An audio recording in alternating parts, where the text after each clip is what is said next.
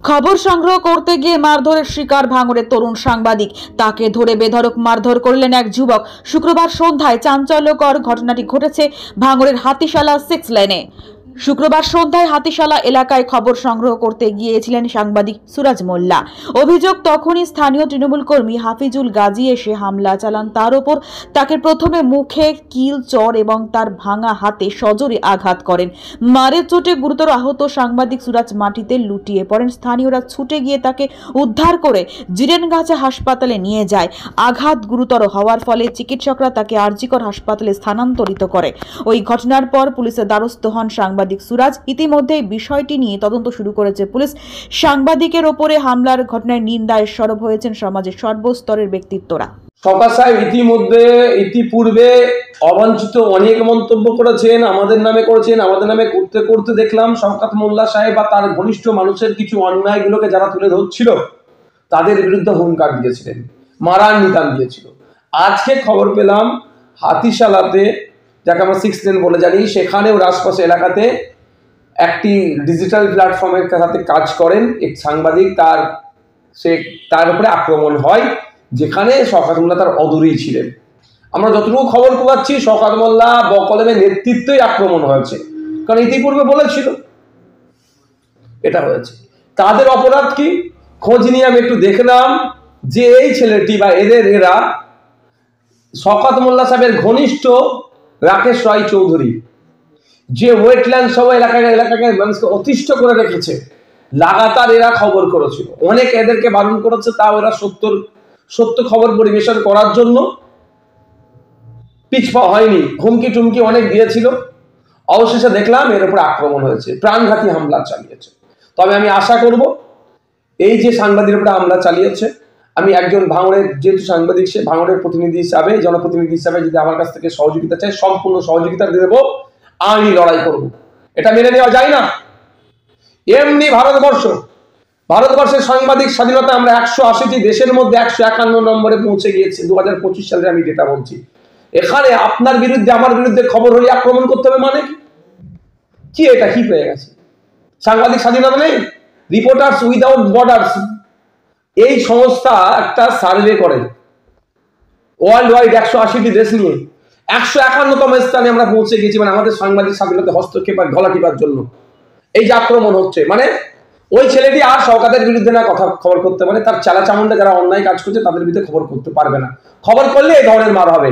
এই যে স্বাধীনতা হস্তক্ষেপ করা, এই হস্তক্ষেপ করতে করতে আমরা বৃহত্তর গণতন্ত্রে বসবাস করি, যেখানে বাক স্বাধীনতা আছে, বলার স্বাধীনতা আছে, সাংবাদিক স্বাধীনতা আছে,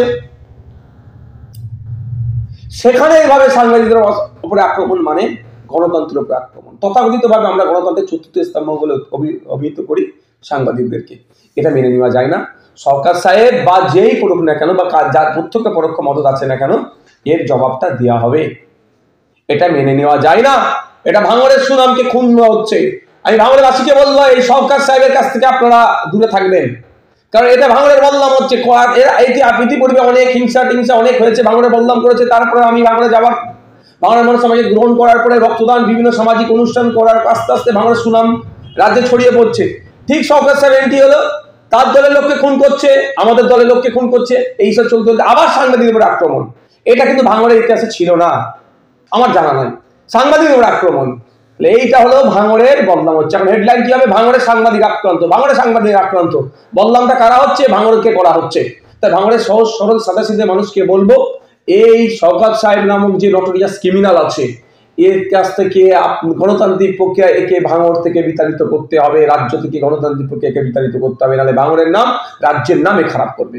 আমি আবারও বলছি, সরকার সাহেব আপনি যে স্টেজে উঠে যে কথা বলেছেন সাংবাদিকদের আক্রমণ করবার কথা, আপনার কথা শুনে আপনার যেখানে ছিলেন তারই অদূরে এই সাংবাদিকদের উপরে আক্রমণ করেছে, এর জবাব কিন্তু আপনাকে দিতে হবে। না, একটা জিনিস হচ্ছে, যিনি ভাঙড়ের এখন অলিখিত শাহেনশাহ ক্যানিং বাবু, তিনি তো কয়েকদিন আগেই উস্কানি দিয়েছিল যে সোশ্যাল মিডিয়ার যারা সাংবাদিক আছে, যারা নেগেটিভ খবর করবে তাদের মেরে হাত পা ভেঙে দাও, আমি বুঝে নেব। তার ফলস্বরূপ আজকে এটা হয়েছে। আমি তীব্র ধিক্কার জানাচ্ছি, তীব্র নিন্দা জানাচ্ছি যে দুষ্কৃতীরা এই ঘটনার সঙ্গে জড়িত, সঙ্গে যিনি শাহেনশাহ, যিনি উস্কানি দিয়েছিলেন, থানার বিরুদ্ধেও প্রশাসনের কাছে অনুরোধ করব ব্যবস্থা নেওয়ার জন্য। এবং যারা এই নক্কারজনক ঘটনা, সাংবাদিকদের ওপরে আক্রমণ, সাংবাদিকদের কণ্ঠরোধ করার যে চেষ্টা, এর বিরুদ্ধে প্রশাসনের কাছে আমি অনুরোধ করব, গণতন্ত্রের চতুর্থ স্তম্ভ সেই সাংবাদিকদের যে হামলা, আমি প্রশাসনকে বলবো যে তাতে প্রশাসন এর বিরুদ্ধে কড়া ব্যবস্থা নেয়। আমি হাতিশালায় আসি, এসে গাড়ির থেকে নেমে ওই চায়ের দোকানের ওখানে চা খাবো এমন সময় এমএলএ সাহেব একটা মিটিং করে রাস্তা পার হচ্ছিল। সেই সময় এমএলএ সাহেবের সঙ্গে কথা বলে রাস্তার ওখানে দাঁড়িয়েছিলাম। হাবিজুল বলে একজন, ও একাধিকবার আমার হুমকি দেয়, আমি সাংবাদিকের কাজ করি। ও বলে তুই বিরোধী খবর করিস, তুই আমাদের বিরুদ্ধে খবর করিস, তোর একদিন পিটতে হবে, এরকম একাধিকবার হুমকি দেয়। তা আজকে আমি হাতিশালায় দাঁড়িয়েছিলাম, সেই সময় মানে কিল, ঘুষি এবং আমার হাতটা ভাঙা, সেখানে বেধড়ক মারে। এই অবস্থাগুলো দেখো, এইসব জায়গায় মানে এত ফাইট মারা মেরেছে, আমার দাঁত দিয়ে রক্ত বার হচ্ছে। এখন আমি জিরানগাছা হসপিটালে এসেছিলাম, এখান থেকে ডাক্তার রেফার করেছে, আরজি কলেজে যাচ্ছি এখন।